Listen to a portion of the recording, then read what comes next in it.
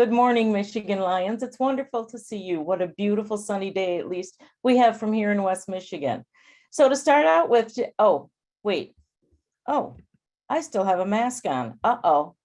Well, that's become part of our norm, hasn't it? 3 years ago, never had a mask in the house. Now, I haven't seen any of you for 2 years without this mask. But guess what we did? We learned how to adapt. Our environment changed. We were told, wear masks when you go here, there, and everywhere. And pretty soon, just like me this morning, you forget you have it on. A lot of Lions clubs actually adapted to the environment, to the masks, and actually turned it into a fundraiser. Whoop, you can't see that very well with the background, but I'm here to tell you, they turned it into a fundraiser because they adapted. So if you still have some of those masks around, I'm going to challenge you. Now that the CDC changed their requirements yesterday, you might be thinking, what am I going to do with all of those? Guess what? You can still mask up with some sayings. Take a marker, write it on there. Remind yourselves that as a Lions Club, as human beings, we adapted to that change. And that's a very integral part of fundraising for your club. Adapting to change, adapting to our environment, adapting to our community needs as well. So with that to say, here we go. With fundraising, we're going to talk a little bit about the different types of fundraisers, I should say, as well as examples of fundraisers that you could take back and use for your club. I'm joined today by Lion Kate Sickrey from the Rockford Lions Club, as well as Lion Mary Gillette from the Lakewood Lions Club. And in just a few minutes, these ladies are going to share some of the successes and failures of fundraisers for their clubs. So the different types of fundraisers that we do as Lions can basically fall into two categories. One, fundraising for our club, for our administrative club, and two, fundraising for our special club, our special account that does our community and funds our community projects. So fundraising for our club's administration fund is put together by contributions from our Lions. It's contributions such as our dues. Our dues is a contribution to our club, as well as those fines our lovely tail twisters gather from us at probably every meeting. If they're doing the best job that they can, there's always something to be fined for. And those funds go straight into your club's administration fund to help run the club. You might think, well, we're all volunteers. Why do we need administration funds? Trust me, we do. I've been our club's treasurer for 3 years now, and 3 years ago I had that same question. But now being on the inside of the treasury, you've got regular expenses. You've got postage. Yes, even in today's age of email and internet, we still mail things. You've got meals. If you do meals at your club, you might not charge exactly what it's going to be or exactly what it costs. So you need a little bit of roughage in there. You've got supplies. What about those lovely lion pens or mugs we all get when we speak somewhere or we do a great thing? Those expenses all come out of your administration fund. Another way of funding your administrative fund is through advertisements in local Lions publications, if you produce something like that. Rental fees, if you have a clubhouse, you can put those fees right into your administrative account. And of course, individual Lions contributions. Just this past week, our club hosted an event, and during the silent auction, our president spoke up and said, here's something that's not on the agenda. Who wants to make a $25 donation to our club? And boom, just like that, we had donations for our administrative fund. Administrative funds, again, may be used for public projects. Believe it or not, you can use administrative funds for public projects or those internal Lions uses that we mentioned before. When you do fundraising for the community, funds raised from the public must be used for the benefit of the public and community in which the Lion clubs serve. And that is per LCI bylaws, the reason that they exist. Some of these examples are our white cane collections. When we stand out on our community streets and ask for donations from the public, that's exactly what that is, community fundraising. And 100% of those funds raised during white canes and other community fundraisers must be given right back to our community. That's a great marketing point to make when you're talking to donors, when you're talking to your local press or media, or when you're going into your local businesses to solicit donated items for an auction. Let them know that 100% of the funds raised in the community stay in the community. Those fundraisers again can include white cane collections, spaghetti dinners or chicken dinners, beer tent fundraisers in the community, meat raffles, as well as silent or live auctions, which are open to the public. That's one of the key things. If your event is open to the public, then that portion of the proceeds from that event need to go right back into the community. Now, the question about insurance. We get asked a lot, what about insurance? Well, Lions Club International has a program for commercial general liability insurance that covers all Lions members and clubs worldwide. You're automatically insured and clubs do not need to do anything to activate this. Annual limit of liability for each occurrence is $1 million for bodily injury and property damage combined. And the next time you hold a fundraiser or somebody has this question, I really suggest that you figure out how much your liability is. Maybe contact a local, or you probably have somebody in your club who might be an insurance agent. And if you need excess, get an umbrella or excess liability policy.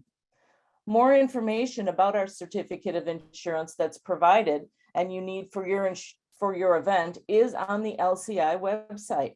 Please just go to the LCI website and in the upper right corner, use the magnifying glass to search for certificate of insurance. There is a quick link to complete a quick form online that will automatically generate a certificate of insurance for you right there. I did one last night just to time it, and it took me 10 seconds. So there's plenty of time available. So if you're that night before an event and you forgot to do it, trust me, LCI has our back on that. There's also a link there to a form that can be emailed to request the certificate as well. This is just one example, the certificate that I produced last night in those 10 seconds. It shows that we have coverage up to $1 million for that occurrence for a particular event that we did this past week. Now, another question we get a lot is about being a tax exempt organization. Lions Club International is exempt from federal tax income under 50C4 of the Internal Revenue Code. So when a Lions Club receives its charter from LCI, like we all have, our clubs then is granted the same 501C4 designation, which provides the tax exemption for organizations not organized for profit, which we're not, but operated exclusively for the promotion of social welfare. I kind of think the IRS just defined what Lions clubs do, don't you? That means that our clubs are exempt from paying federal income tax, but we are not charitable organizations as defined in the Internal Revenue Code 501c3, unless, and with everything in government, there's an unless your club has taken the extra step and formed their own 501c3 charitable organization. So as a 501c4, donations made to LCI in our local clubs are sadly not tax deductible, again, unless you have formed that separate 501c3 charity or foundation. Being a tax exempt organization does not mean that donations to the organization are tax deductible for the donor. And as always, please visit the LCI website. And again, in that upper right corner, hit the magnifying glass and search tax issues. A reminder for all fundraising is a gateway to membership, and we need to keep the fun in fundraising. So at this time, I'm going to invite Rockford Lions member Kate Sickrey to share some stories. Kate? Morning, everyone. Thanks for the opportunity to be a part of this panel discussion. I'm going to throw in a couple of my 2 cents limited experience with some of the fundraisers that we've done, and I'm going to tie in some of the points that Deb has already made regarding adapting, as we all have in the last couple of years. Losing opportunities to fundraise during 2020 and well into 2021, the Rockford Lions Club, under the leadership of our now governor, Ron Riebschlager, started a can drive fundraiser where we parked a trailer in the downtown Rockford area and encouraged the public to donate cans and bottles. This fundraiser ended up becoming one of our largest and more successful fundraisers, and it allowed members of our club to be active during the quarantine, to engage, to come together, work as a team to return cans and bottles at our local Myers store. And it's something we would never have thought of or tried outside of the quarantine, outside of our COVID experience. And it's been a huge success. So as Deb talked about adapting, we're still going to be adapting after COVID. So thinking of new ways, thinking of outside the box fundraisers to engage. I like how Deb said that, the gateway to membership. Don't be afraid to try something different. And if it is not successful, this leads to new conversations, new engagements, new opportunities for people who may not come to a spaghetti dinner, who may not come to a beer tent festival to raise money. It just gets a good conversation going. A second fundraiser we tried this last fall at our Harvest Fest was a Bloody Mary bar. And this was a first time experiment. And I think Wendy Burns during our rehearsal suggested I demonstrate how to make a Bloody Mary while talking about it, but it's not going to happen this morning. So with this fundraiser, you can prep and prepare for a certain amount of people. We had a lot of good things on our side that day, beautiful weather. And we did have a really good turnout, but there was a lot of lessons that we learned. And one of them was buying the appropriate vodka bottle size. I went to Costco and bought some of the fancy tall ones because I thought they displayed nicely, but it's not very user friendly when you're pouring them into the vodka into a little shot glass and then into the Bloody Mary. So adapting and learning what works, what doesn't is very important as well. What to charge, having good weather. Again, that was on our side that weekend. If it had rained, it would have been a different turnout. So lots to take into consideration. But when trying these new ideas, concepts, pride and ego get in the way of a lot of things. So if you're not on board with whomever decides to kind of stick their neck out there and try something during the fundraiser, if you see something that might be working or not working, make a note and follow up with that person after the fundraiser. You know, we can all learn from what we're doing, but whomever decides to try the new fundraiser has to also recap it and categorize what worked, what didn't. Is this fundraiser worthy of adapting a little bit differently and being more successful next time? We tried it once, or we tried it once, let's scrap it, but what can we learn from this one? I also handle our Rockford Lions Facebook page, and that's a low-cost way to advertise for new fundraising ideas. If you just put it out there, if you have a following within your club and your club members are sharing Facebook posts, there's no cost involved. Otherwise, there's a low cost to boost these posts. And again, that becomes an opportunity to target potential new members and getting feedback from people who may not be Lions Club members yet, but you're touching on an area where they're showing interest and they may have an idea that could help make it more successful. On that note, our governor, Ron Riefschlager, has encouraged checking out other clubs. And I think that's important also because every club does a fundraiser slightly different. And those small differences you can take back to your own club to make your fundraisers more successful.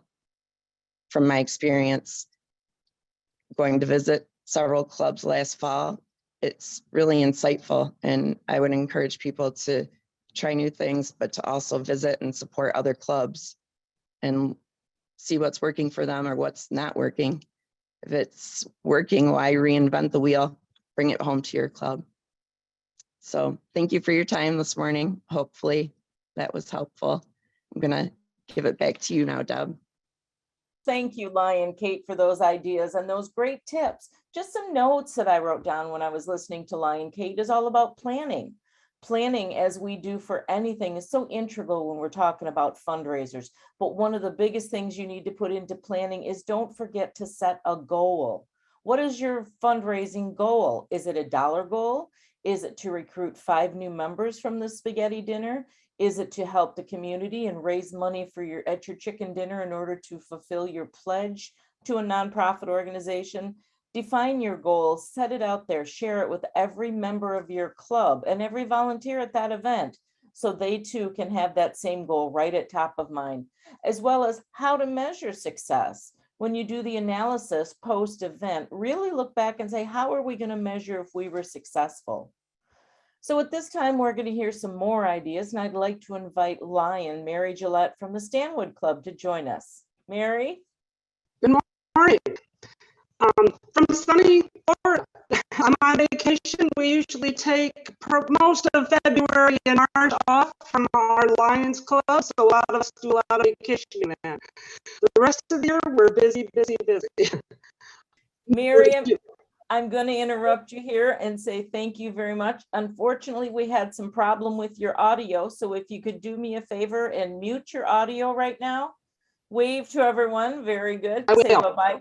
Thank you very much. And for those with the audio problems, I apologize. As we said, as Mary said, she's on vacation, so she deserves to have a little bit of time off. We just gave her some time off on the audio, but I was able to write down some notes and take some notes on Mary's presentation. And again, Mary's from the Lakewood Area Lions Club here in District 11C1. And what she talked about was their long-standing fundraisers and how we know we're all into getting new members, but we can't lose sight of the long-standing fundraisers that have served our club over the years so well. And one thing that she mentioned, like that video in the very beginning, if you were with us in the countdown, about the pancake breakfast. I love that. How many times have we not gone through something like that where we have to have just pancakes? The Lakewood Lions Club does a pancake breakfast as well as chicken dinners. We all know what goes into putting together a chicken dinner. The white cane, again, a tradition.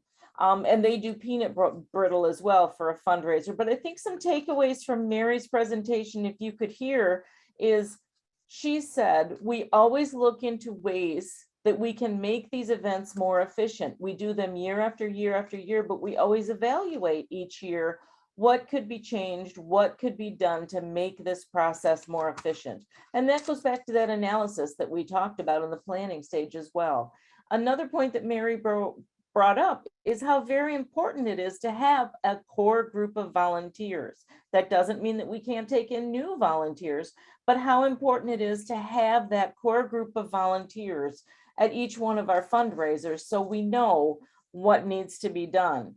They also need to know what is their responsibility. It's also important to know who's in charge, as well as it helps to make things more successful to get those bottom line items together, whether it's an existing or a new fundraiser. And with that, I think at this time, I'm going to say thank you for paying attention. We hope you learned a little bit, and throw it to Jeff Myers for our question and answer session. Thank you very much, Deb. I have to tell you that you and Kate and Mary, that was a very important and special event and session. I tell you what I took away from it. It's a great idea to have a Bloody Mary and a waffle breakfast. I think that's something we might work on tomorrow.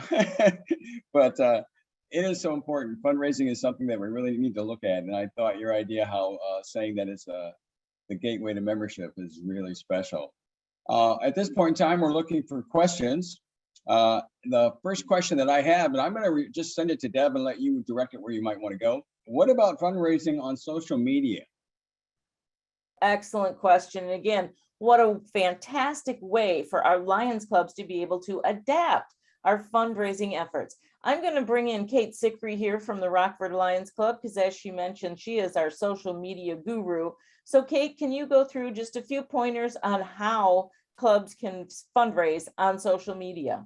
Thank you, Deb. And if your audio is still on, Deb, I hope you chime in, because getting into the specific tax bracket that you mentioned in your presentation, because you just set up the Venmo for our club, correct? I did, exactly. Under that specification. So Mhm.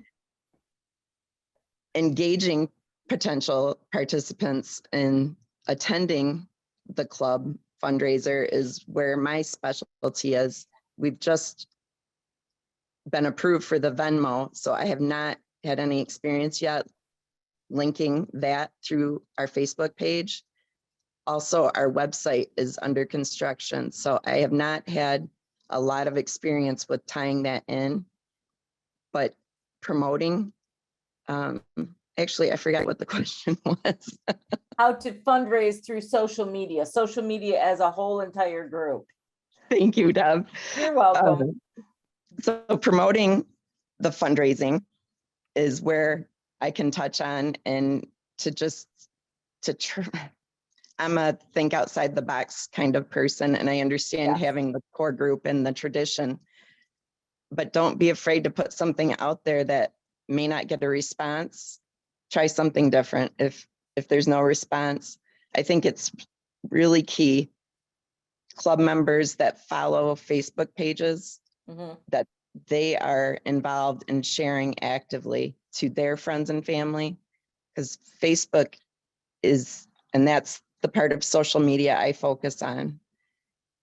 It is such a, for all its positive and negative, it is ideal for promoting and for the growth to come from. It's like a sales referral.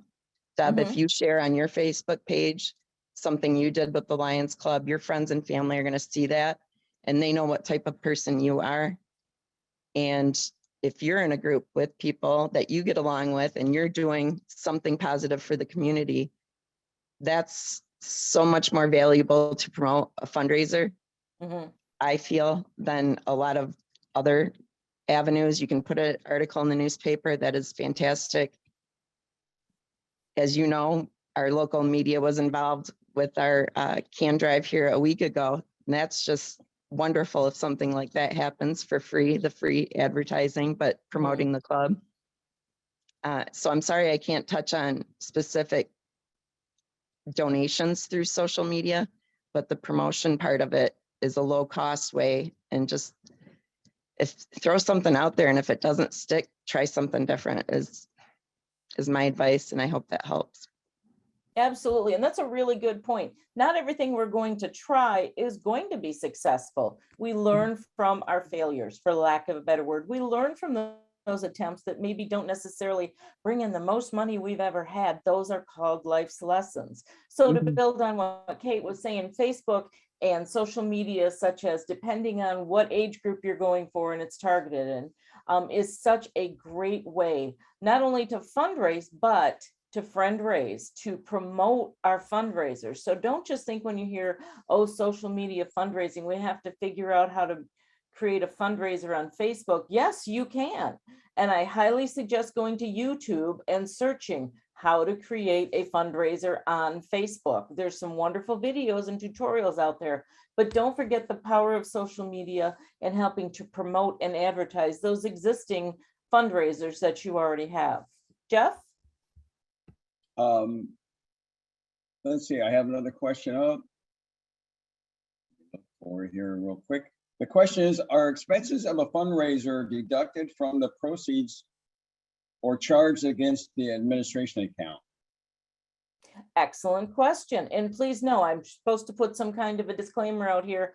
I am not a tax attorney nor represent any, nor do I play one on TV. But again, go to the LCI website, and there are specifications and tax guidelines and fundraising guidelines out there to answer the question, whether it's a fundraiser for your administrative fund or a fundraiser for your community and special project fund. Any expenses from that particular fundraising event can be deducted from the proceeds, from the revenue from that particular event.